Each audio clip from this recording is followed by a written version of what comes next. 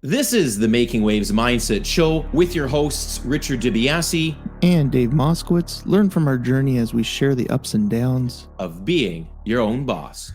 It's just talk like this the whole time. Have you seen those podcasts that they just do this the whole time? Yeah. They talk right into it. They're just like, but they hold it in their hand. Yeah, they hold it the whole time. They're just holding it. Welcome to the Entrepreneurial Academy. When we were heading back, Jay put on the podcast, started listening to it. Which ours or just another one? Ours. Okay. And so he put on episode 1, and I was like, don't listen. Don't listen to one. So then we fast forwarded and we listened to another one. We listened to one for a bit, and then we got to like episode 34 or 35 or something like that. Shit! And he's like, oh my god, the sound is so much better. I'm like, yeah. We've learned a few things. Yeah. Well, welcome to the Making Waves Mindset Show, everyone, where we have improved our own mindset when it comes to sound quality here. That's right. Welcome. If it's your first time listening to the Making Waves Mindset Show, this is a community of like-minded individuals who are looking to leave the 9-to-5 or who have just left the 9-to-5 or decades and years more experienced ahead of both Dave and I. And I think, Dave, I'm going to make this claim. We have to be one of the only platforms, audio, video, where we're actually showing you that we've left the gravel valley through it. And as we get through the muddy up and downhill hills, somewhere into the entrepreneurial space, the ups and downs, I don't think people are talking about it. They just want to keep showing you their crypto monkey ape NFT Ferrari card. Why don't we challenge our listeners? We should, our subscribers, our listeners, our beautiful people out there who are listening to our voices on any platform that they wish, or watching us on our videos. Why don't we challenge them to find those other podcasts and send them our way so that we can then be aware of who's out there? Yeah, I think the common theme is everyone's talking about the ups, but nobody's talking about the downs. And right. we literally are showing you a live library of episodes of the journey. Yes. Not just, I'm talking about business today. It's like, hey, shit, we got to do this today. That didn't work. This fell apart. I hired, this guy sucked. I went on to that, and boom, boom, boom. And right.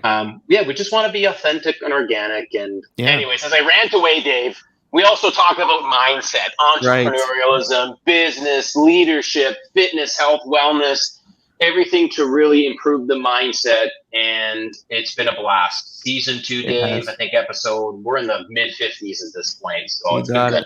So if you are listening to us on one of those platforms, make sure you go below and hit that subscribe button. If you do not, you will not get updated on our new episodes. So you'll have to just search us every time, and your little thumbs will just be tired. But if you are a continued listener, you know what we say. And what we say is, if you're enjoying the show, please share it. If you're not enjoying an episode, share it anyways. You never know who's around you. And make sure you dream bigger, take action, and make waves. You got it. Make waves. So today's episode, Dave, this is a good one. So kind of a recap. Dave and I are business owners. We both happenstance have kind of also added a franchise business to our businesses. So we're kind of a little bit of vertical integration, and we got multiple things on the go. And we happen to be both, again, in the kind of hiring position. I think Dave's a little more ahead than me at this point, but we have been talking this morning just before the recording about hiring, the importance of hiring, trying to retain and have the right, candidates, trying to create a healthy work culture. And then I got onto a rant, Dave. I got into a rant about Richard's rant. And listen, for those in policing, there's one girl, one of my cubicle mates in our police detachment. Richard, you're on a rant. I was like, you have to have the rant because you're identifying a problem, you're coming with a solution, and you're working with like-minded people. And in this situation, my rant was the over-credentialing that's taking place. And it's hilarious because what got me onto this with Dave was I literally was talking to somebody else about this.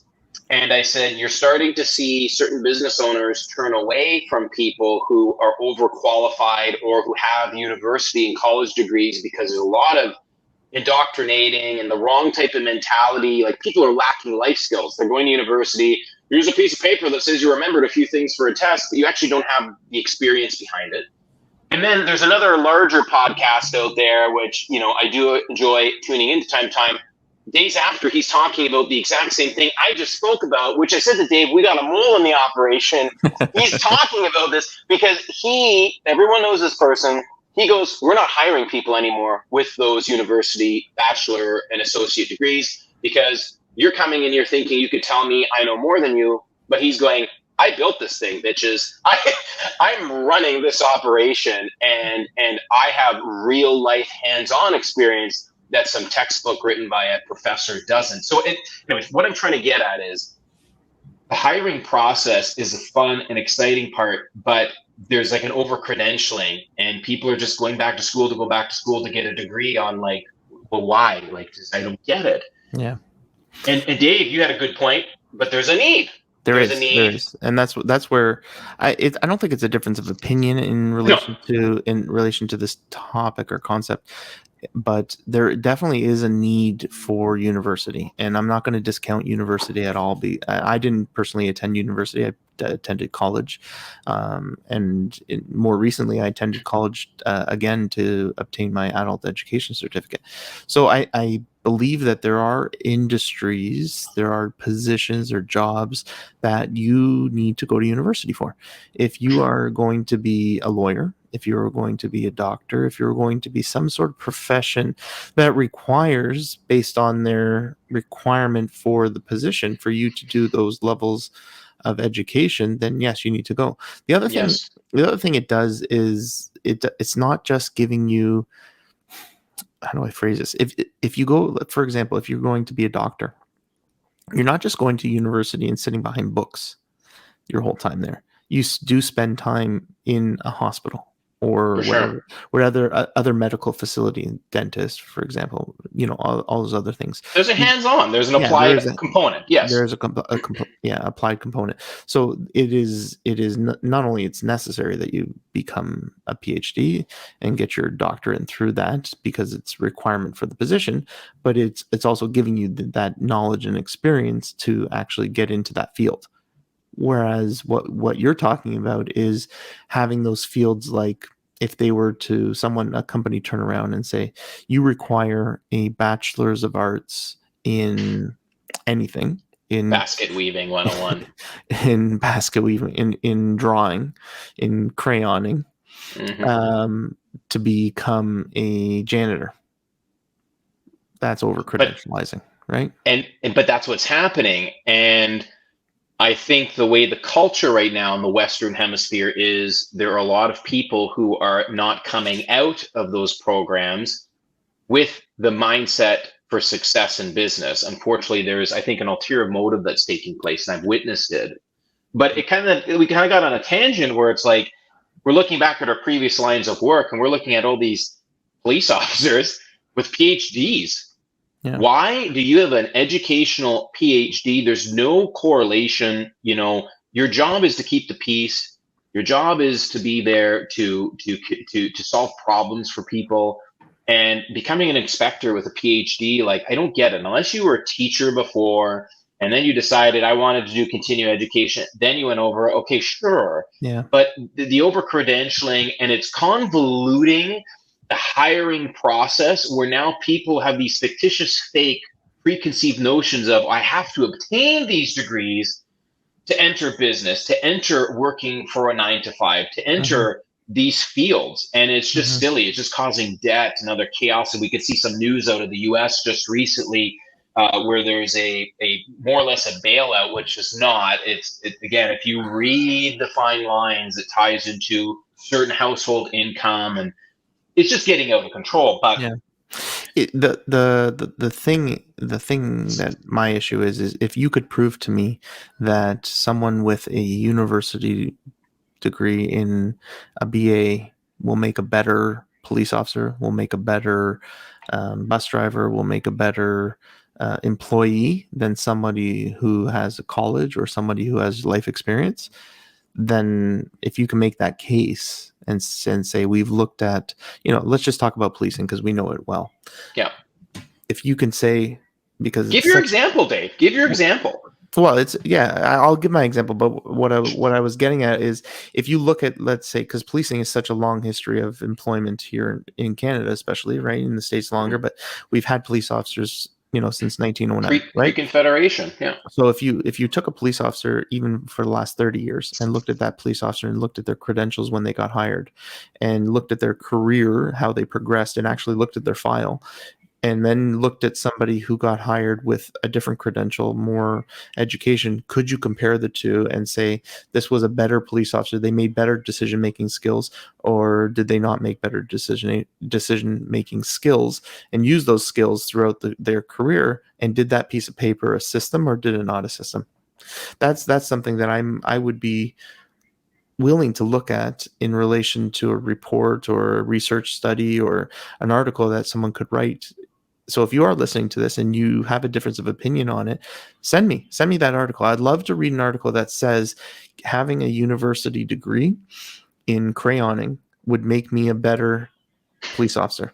I say crayoning because, ultimately you can go to Bachelor of Arts and you can go to school and you can go get a BA in anything, and you will get a check mark more than I will based on my 2-year college diploma. And see, Dave, this is my point: is that degree in crayon coloring? Yeah, it serves no correlation. You just went to 4, 5, 6, 7, 8 years, whatever. Yeah, you are a professional student in a degree for crayoning. Yeah, and what benefit or relevance does that have, and why would you have a check mark over another candidate who actually has real life experience? And that's what I noticed in policing. Not my organization in its entirety, but I was in a unique position where I was a part of hiring. I was at those career fairs, and I also had an in-depth behind the scenes of all the other police agencies because of my roles, where I saw certain people who had university degrees who were hired. There is no university degree for policing, and they were, I hate to say it, some of the worst police officers possible, because they lacked people skills, they lacked problem solving, they lacked the ability to relate to the community and become compassionate and understanding.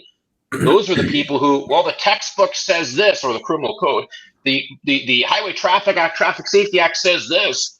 It's black and white, and they lost the ability to think for themselves and to find the gray area and make a reasonable decision. And so those are the people always falling back on, I need a supervisor to help me, I can't think for myself. So that, I saw that firsthand, and I saw it for over 13 years. Yeah. Just a correction, they do now have a university degree in policing. And so who's offering that? Who's offering that? What's the criteria? Wilfrid Laurier University.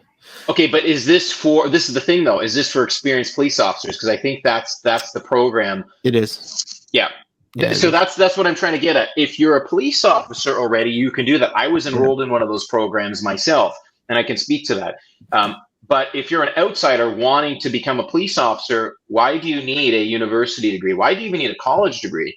Your life experience accounts for something. Yeah. And in my opinion, accounts for much greater qualifications and experience than a piece of paper that says you can do something. You can memorize black and white text for an exam. And that's the way they used to hire, right? If you look at the traditional hiring of most jobs, probably within any industry, with the exception of the professionals of doctors, lawyers, and accountants, if you look at most industries, it used to be come in, sit down, and interview, and articulate yourself. If you can articulate yourself, we're going to hire you. And it slowly changed over the years to let's hire more astute people who went to a 4-year university, and we're going to put more pressure. Because of our rules in our last organizations, like you said, we were able to see the hiring phases of the different departments.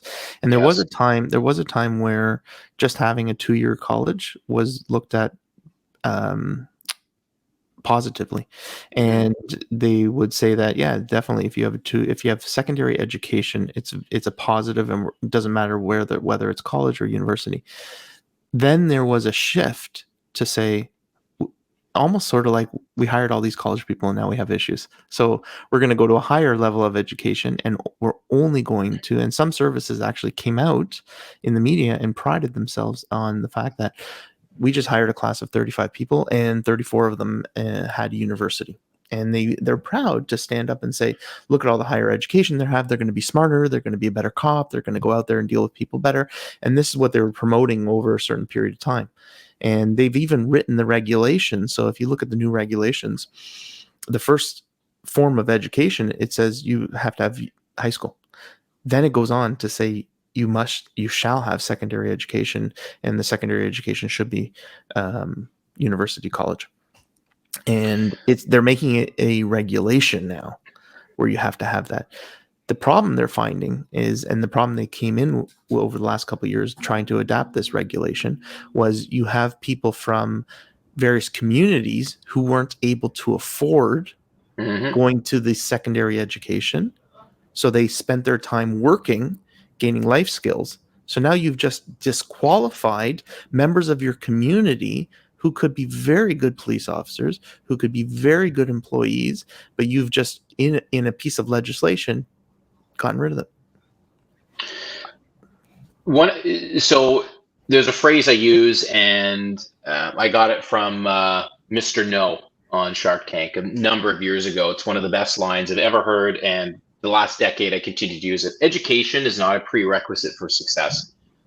Right. And again, to kind of create the foundation for this recording today, becoming educated in policing or taking a degree and then continuing to educate yourself while you're a police officer is now the beginning of the over-credentialing that takes place and doesn't really serve a relevant status. So, for Dave and I in our businesses, if you want to come here, you might not have something, or you just have, let's say it's a diploma.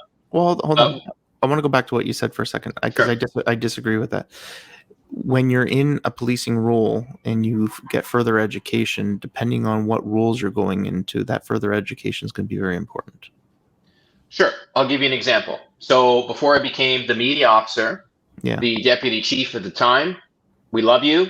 You can speak well. You're already entrenched in community relations. We're going to send you to the Toronto Police College to participate in a media program. Right. I get it. Yeah. Now, you're a police officer and you need to take a PhD, a master's, in policing, which then causes, there was a police organization, the GTA, and I'll never forget this. They were in my class. I went back to university. I ended up leaving because I saw the games taking place. It became very political. So there was one police agency where it was literally entrenched in everybody there. You had to have a BA in order to receive a promotion. Any promotion, you had to have a BA. So all these people were now entering this process just to get a BA for a promotion. So then what happened? Those people, well, I'm going to go get my master's now. I'm going to go over to England and get my master's. Then it's forcing, I'm going to get my PhD. For what, and what are you learning? Is it relevant to operating a business? Policing is a business. People forget that. You work for the corporations of the cities that you're employed by. You're a corporate police function. So I'm trying to understand, well, what's that degree serve relevancy in? Is it you took a master's degree in human resources because within policing, you're now going to be a constable in charge of recruiting? You see where I'm getting? Or are you just getting just to say you have a PhD, you have a degree? It's different than me going back to media relations, me going back to taking a use of force course or a firearms course. That's a necessity and a unique skill to that niche. I think most senior management in police agencies, and I don't want to talk about police agencies too much on the show, but no, correct. I think majority of senior management on police agencies that are obtaining education are obtaining it in relation to the managing, the business aspect of it. I should hope so. I don't know exactly, but I would assume that if they're going back to school to do anything, it's business relations or there is a supervisory, higher educational supervisory courses that people take through university and stuff like that. I hope it's not just a BA in crayoning or a master's in crayoning. I hope it's a specific leadership. That's what it is. Leadership, policing leadership. There is a university policing leadership course that most of them take. But Dave, like, it falls back. Okay, that's fine for any business, but a piece of paper to say you took a leadership course. You can possess those leadership qualities naturally Right. It's just somebody's version of you have to pass my course in order to be recognized as a leader.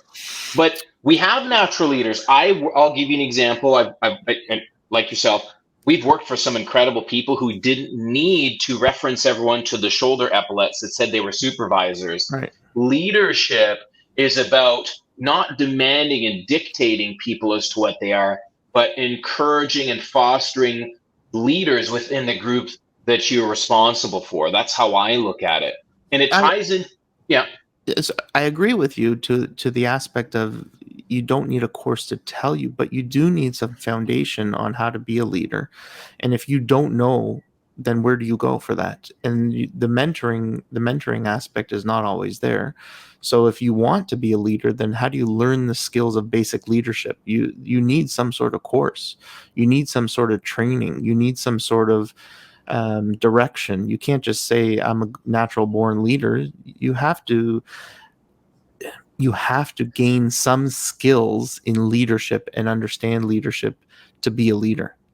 So 2 things for you. Now we set the benchmark at you have to get here to be a leader. But I've also seen there's senior police leaders take those courses, and when they return after graduating, they're not applying anything they've learned. So again, I got the course. I'm here now. I'm a leader, and but you're not applying any. It's just so this is where I'm getting at. That's just a lazy person, or a person who's not. That is a person who's not geared to be a leader. So this now ties into our businesses because as Dave and I started hiring, we're looking at all the various platforms, the networking, the LinkedIn, the connections. One of the big questions for me on one of these recruiting platforms was, is an educational degree important for you? Right. By the way, I'm hiring. Dave's hiring. We'll get into that.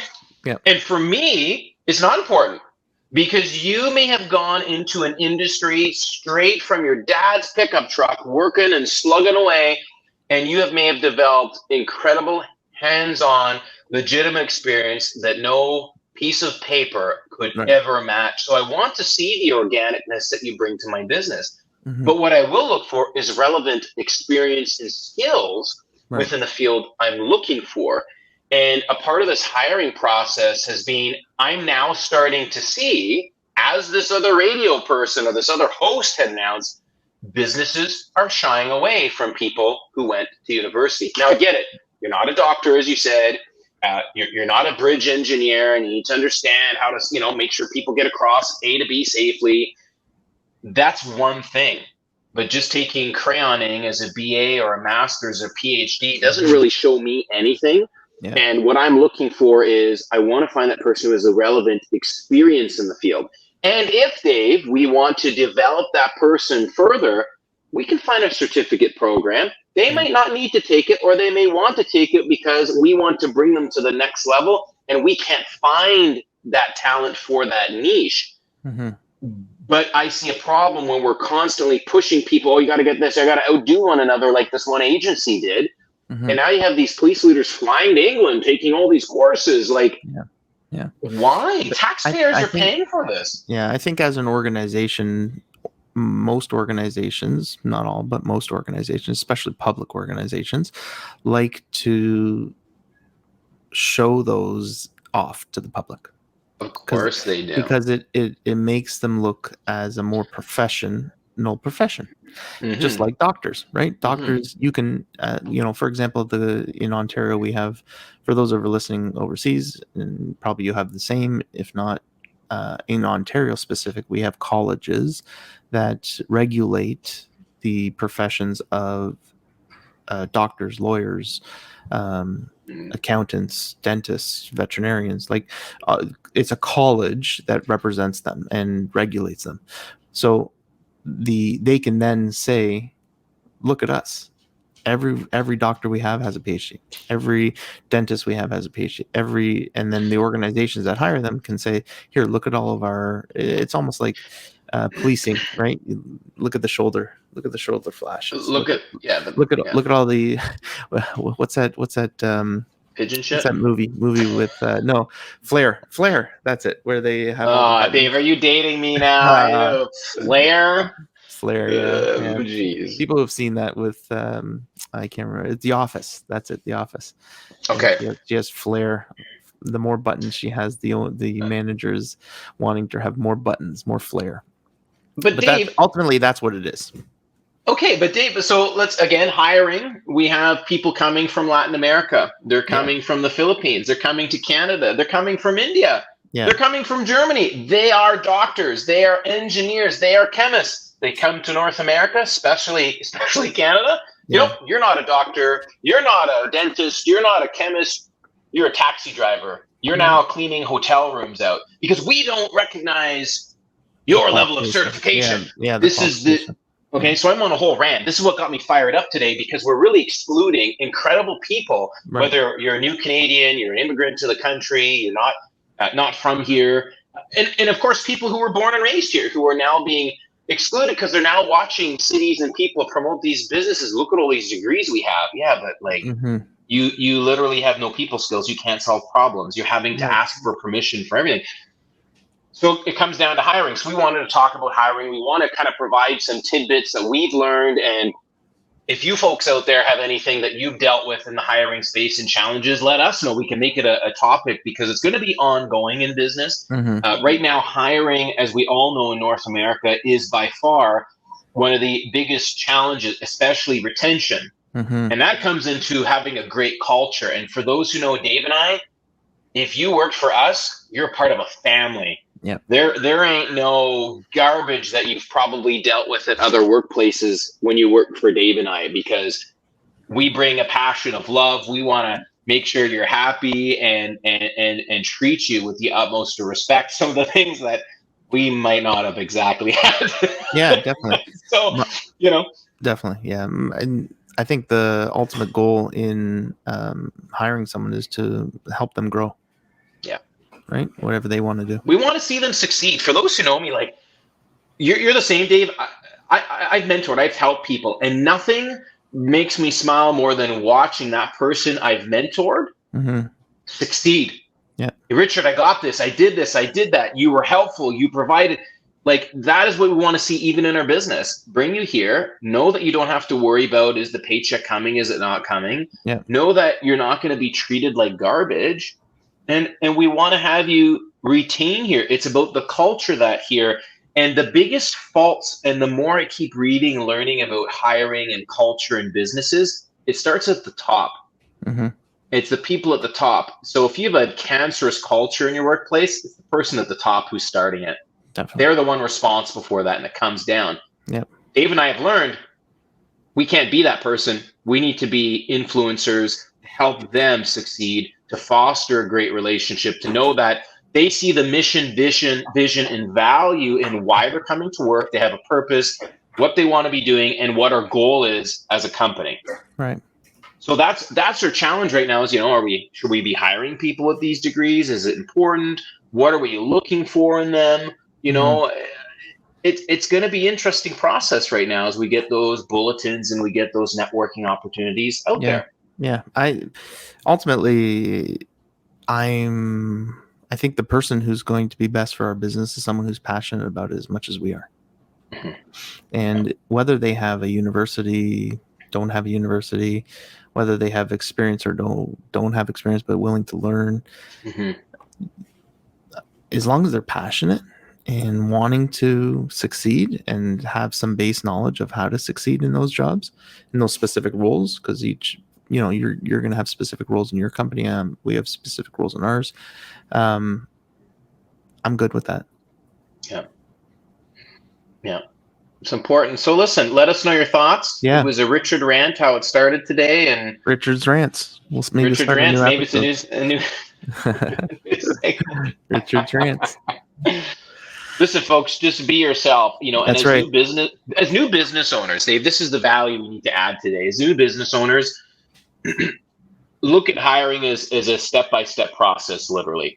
Yep. Actually, Dave, you had just started going through some of this. We kind of touched base on another episode. Tell us how you kind of filter that. It started with phone calls to not just taking in people. Let's sit down and meet at the office. Let's kind of give, if you don't mind, our listeners that process from, hey, I'm looking, I started here. What did I do to bring them to there? Yeah, so we post the job on LinkedIn and Indeed, and we set up a 15-20 minute quick interview over the phone with people just to see their qualifications, credentials, and get them to sell themselves to us for that 15-20 minutes. And if they are successful and they can sell themselves to us, we then provide them a longer in-person interview to see them and get to know them and see if we mesh together as a corporation or as a business, and then as the person who we want to work for us. And then based on that, if that's successful, then we move on to a Zoom meeting with the franchisor, so the people who hold the franchise, because they have a model, the model's successful for them, and they know what kind of employees will bring you success and what kind don't. And it's not always perfect, but they have a little more, they're more in tune because they've been doing it longer than us as franchise owners. So then we'll have a Zoom meeting with them, and they'll either give us the, you might want to move on, or this seems like potentially a good employee. And then after that, contract. That's incredible. So for those looking to start a business, that is also kind of what we've been informed on how to make this process. Same thing. It's a phone interview, kind of filter out what's going on. But put it this way, you start with your expectations online. Yeah. And you work with people. It doesn't need to be a deal breaker per se. If there's something there, okay, listen, we can send you to do something or change something or improve on something if we need it because we like you as a candidate, but filter out the interview, filter out the qualifications that come in electronically or in person, filter them out through that quick phone call, have that vet validate in person, and then you're also doing something with the chief franchisor per se. So that's a very interesting process and something that's exactly our steps moving forward in the model. Yeah. So which consider that if you're starting up. I'm hoping it'll give us great employees who want to be with us. And the one thing I've come across, and for anyone listening who's going to be applying for a job, it's a pet peeve of mine. Know something about the company you're applying to. Oh, yeah. Read the job call, read the information, research the company. Don't just click on jobs to apply. Know something about them. Present yourself as a professional person, whether or not you have the university qualifications or not. Present yourself as being professional. Then you'll be able to get on, move through the process and get interviews and be successful. But not knowing anything about the company you're applying to and trying to bullshit your way through it won't get you anything.